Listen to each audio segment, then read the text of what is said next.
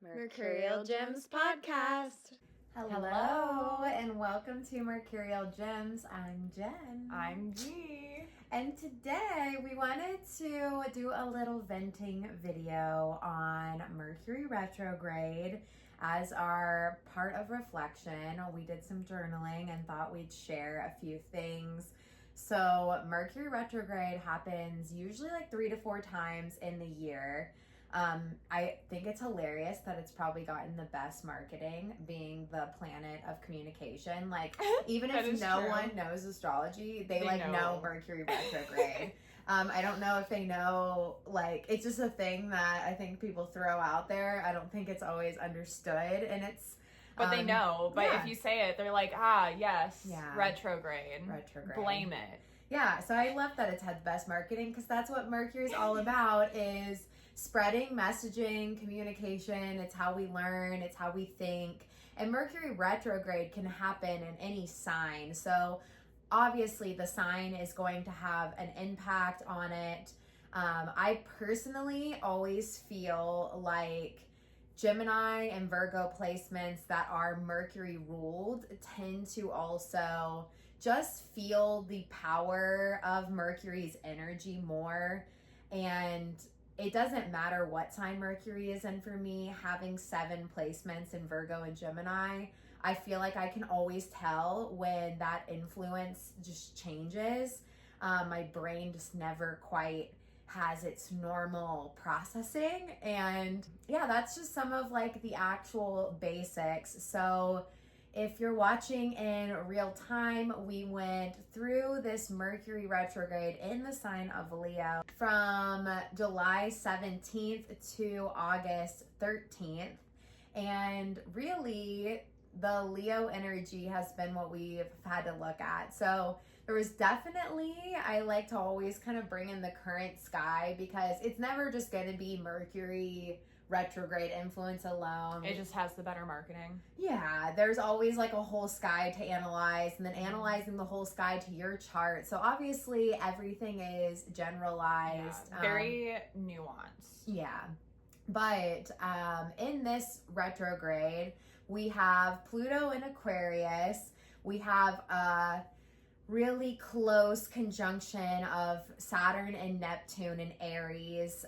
Saturn's also in retrograde. Saturn is also in retrograde for this one. Uranus is in retrograde, and so is Chiron. Yeah. So we had a lot of retrograde energy before Mercury even entered the chat. And Uranus is in Gemini, and Chiron is in Aries. And then we also had Jupiter going into Cancer. And I think that was one of the things that, like, I really had my eye on entering into Mercury retrograde, is that Cancer and Leo are the 2 luminaries. So Cancer rules the moon and Leo rules the sun. And both of those are just strong, energetic alignment within our essence. And whenever the luminaries are being highlighted by something in the sky, it just tends to kind of amplify the energy. So that was one thing I kind of had my eye on. And then with this Mercury, it is opposite to Pluto. Mercury and Leo and Aquarius are sister signs, and Pluto energy, when it's aspecting with a planet, is really catalyzing. Pluto is constantly where we experience a lot of rebirth, a lot of change, a lot of death cycles, a lot of ego death, transformation is a little bit of a kinder word, but like it feels like all of the above.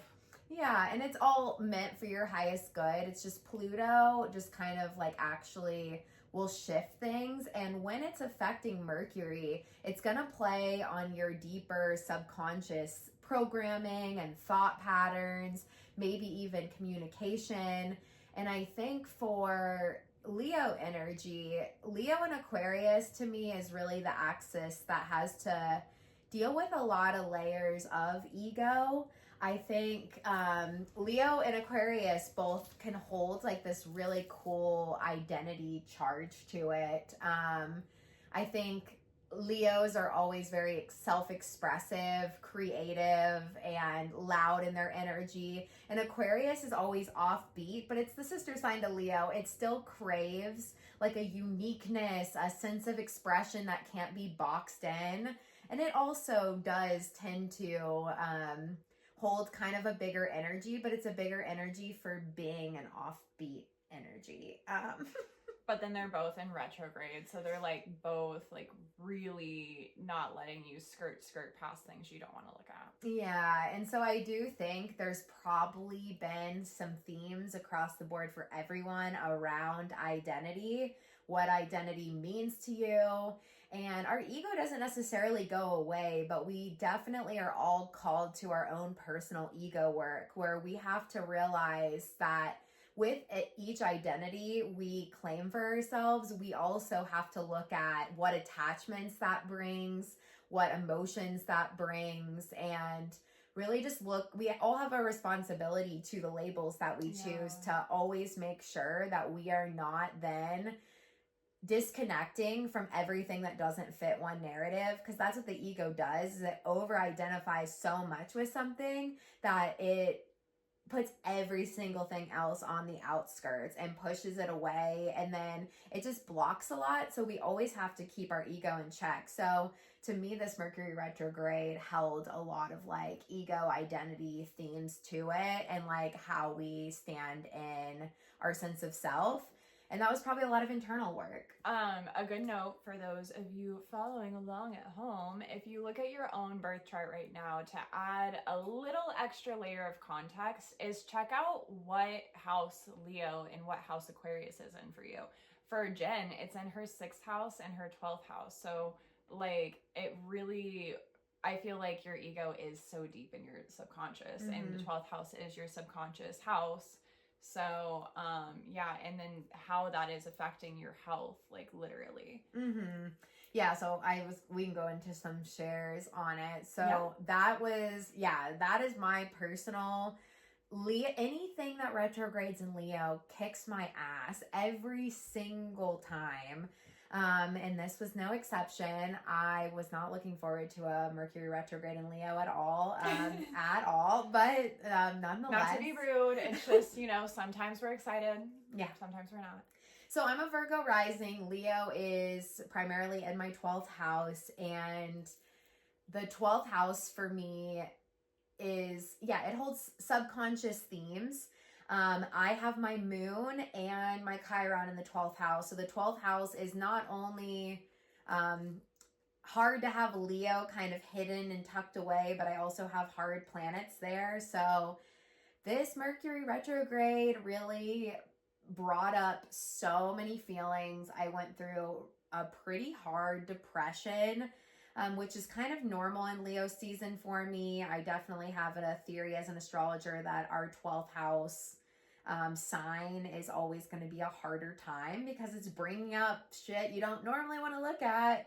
And yeah, it was painful. I'm going through a lot within one of my relationships. I definitely have had to look at a lot of feelings that are trickier and tougher and sit with a lot of it. And there's been a lot of emotional release, lots of really hard conversations, and really not letting things go to autopilot. But I also think it's been a really beautiful reminder of being able to trust myself in all the things that I know to be true, about what my heart needs and wants. And also just, I'm very proud of just having this like brave undertone to things, and just being able to be brave in my creativity and my self-expression.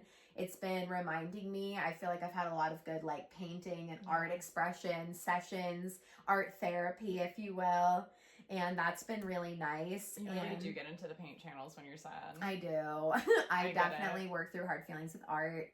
It's beautiful though. Yeah. And I think my big takeaway in this Mercury retrograde is just that I can sit with really hard feelings. I can let them out. I'm allowed to always honor boundaries within those feelings.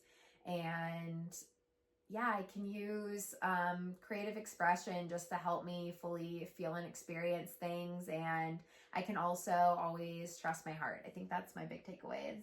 What about you?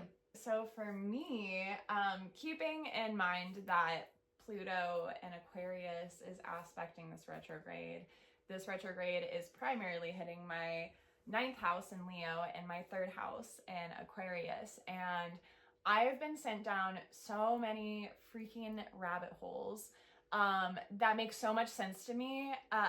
And I know the irony is that half of the lesson has been using my voice and sharing my knowledge and not doubting. Like, if people question me, like, that's either on them in the sense that they're like questioning me like with doubt, or they're questioning me because I know something more than they do and they want to know, and that's okay. So like those have been really loud. Retrograde started the night of the Russ concert for us. So we flew to New York to see my best friend. We all have deep ties to Russ.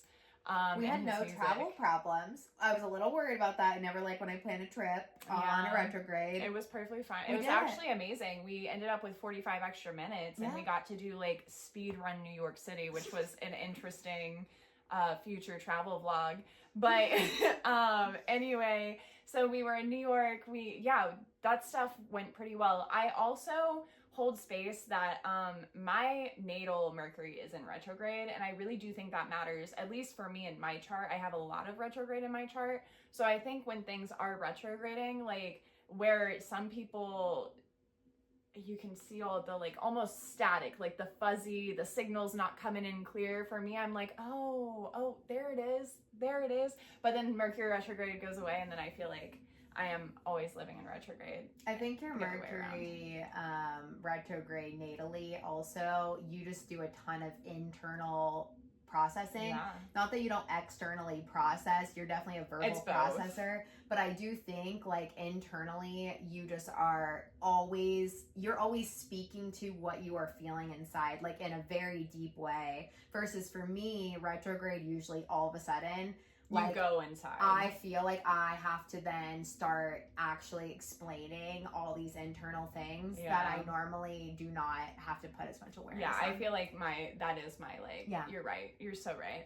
So anyway, with that also in mind, that was just like kind of a really good highlight. I personally find some kind of spiritual experience listening to Russ. I wouldn't necessarily say he's like a spiritual artist, but at the same time there's a healing journey in that music, and it really resonates with me. So there's a really beautiful way to start the retrograde. The 9th house holds travel too, and we really started it right on a travel trip. Well, and it's also like higher learning, and like for me just like ancient wisdom. And we got back, and I actually like 3-4 days later ended up getting a little, not quite part-time job at a local metaphysical shop that's also a tattoo shop, which is like, what could be a better job for me? 9th house, higher wisdom, learning, teaching. V gets to like teach everybody all I'm their the front magic. desk now. So like I'm the front desk person. So when people come in and they have questions, like I'm the one that's like, oh, is this, now granted, a lot of our clients are just like there for tattoos, but we do have a lot of people who wander in, and I got to explain to like this 70-year-old man what a pentacle was and what each point of the pentacle was and why it wasn't like a devil symbol. Like it was just like, those are such simple things for me, but it felt really good like sharing that knowledge. And he just was trying to get some like gifts for his granddaughter. It was so cute. Like that's my job now. Like I get to do that like once or twice a week, which is really cool. But it's helping me use my voice, 3rd house activation. And I don't have the crutch of Jen here to fill in for me as I start to flounder a little bit. Like you guys get to see all the time.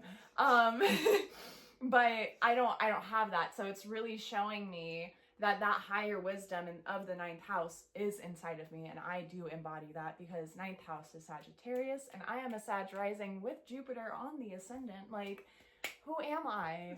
Wise wisdom. But that's kind of been like, to summarize all of my retrograde, like that's been my retrograde lesson.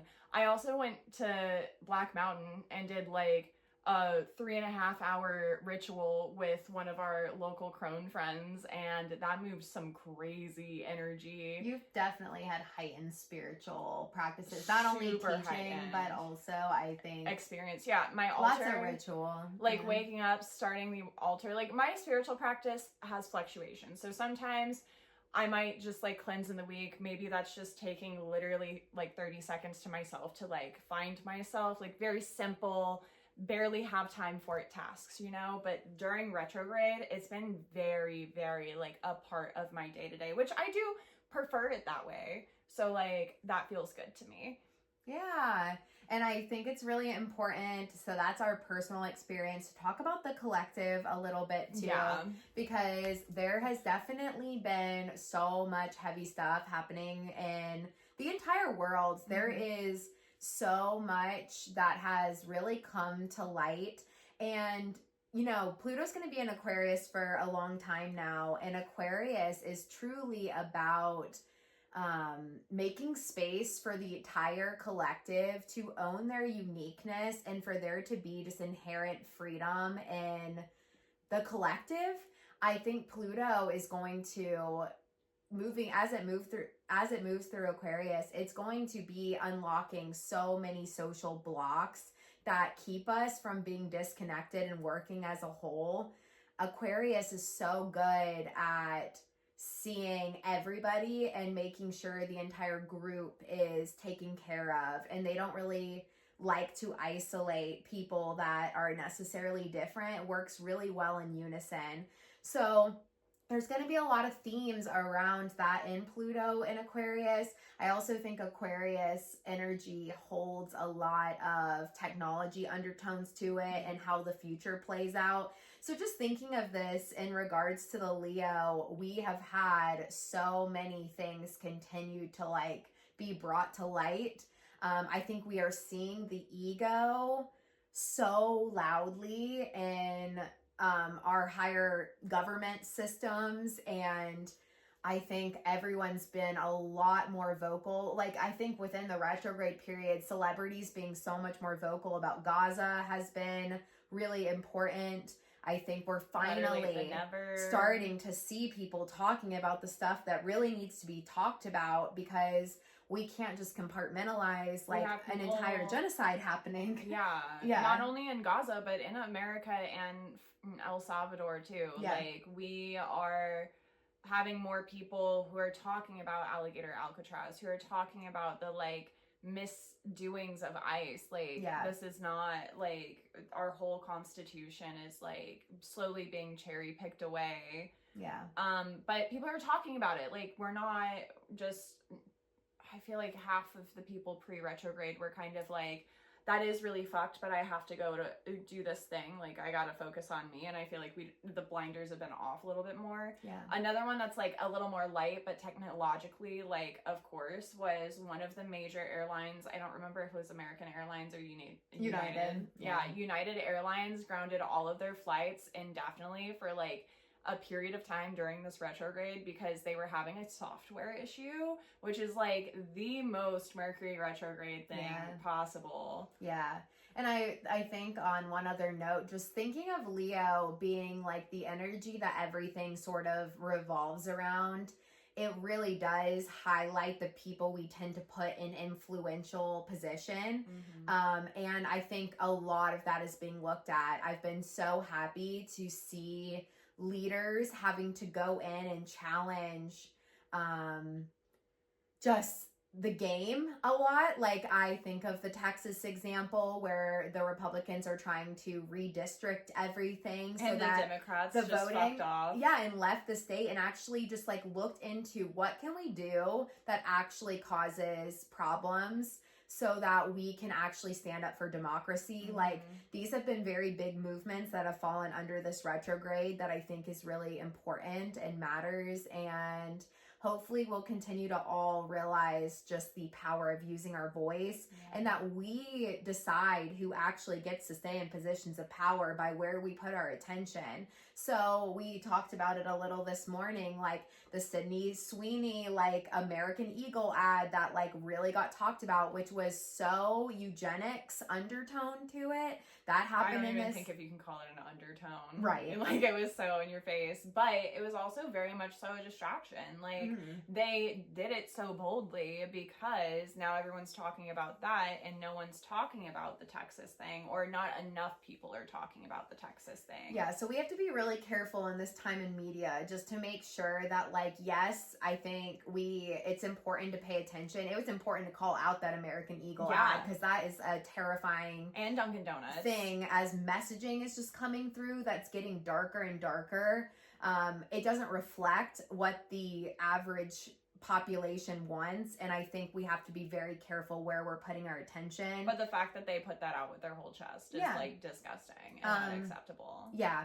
And then continuing to put pressure within the Epstein files, all the things that are trying to be hidden. But even that, with the Epstein files, is also kind of a distraction, because if we believe women when women speak, we all know the truth. We don't need it to be released. And that's all coming up as they're also having meetings of U.S. currency being completely, it's no longer, they don't want it to be USD anymore. They want it to be like Trump coin or some shit. So like, just be aware that if you see something more pop culture controversy popping up, do a quick Google search and see what is going on judicially in the United States at that point in time. Because like, there is a trend where like something like this pops up, everyone's focused on it, and then something else is being or trying to be sneakily passed. I think the Texas Democrats going to other states and trying to like come up with a plan to like help kind of buy some time to like save democracy as we know it, because what they're trying to do in Texas is just completely racist and awful. Well, it's remapping the electoral votes to the point where like 100% guaranteed always will be a red state type thing. So, and if they can do it there, they'll do it on all the other states, you see? So, and that's just it is very retrograde coded, like incredibly coded, especially even with the Slate cover up of like big ass controversy, which is also fucked, and we should talk about it, but we should make sure we're talking about both. Yeah, I think as we move forward, just paying attention to the wholeness of everything and making sure we stay informed and in touch with what is going on around us, and remembering that as we go into next year and it is time for voting in the United States, we remember what has happened at this time period and make sure we really are looking at all of our local stuff, because who we put in power ultimately decides what everything ends up looking at. We need someone who's standing up for the voice of the average collective person. We need representation of all the diversity, all the lived human experiences, not old white men in all of our positions. And I think controlling the rest of us. And I think we just have to keep that. Yeah, absolutely. Yeah. And I just want to like, one last note to all of that is, especially if you're someone who's feeling like my vote doesn't matter or my opinion doesn't matter. Jen and I both got here in North Carolina in April, and we wrote Tom Tillis a letter each. Like, we had a little group, we all sat down and wrote letters and sent them off to all of the North Carolina representatives, but specifically for the big beautiful bill. And Tom Tillis ended up shifting directions. Why, no one can specifically say, but I do think simple acts like that are important, because like if 100 of us say, oh, well, it's not important, that's 100 votes. That's 100 voices that, like, if we would have, you know, sent a letter, made a call, signed a petition, like, those are very tiny acts that take 2-3 minutes out of your busy day. I know it's really hard when they're also crashing the economy and people can't afford not to go to work. Like, that's all part of it, right? So there are tiny things you can do in your day that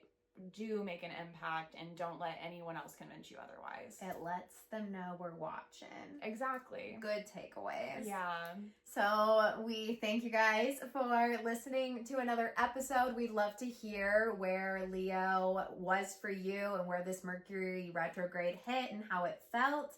You can let us know below, and we will see you in the next episode. Bye.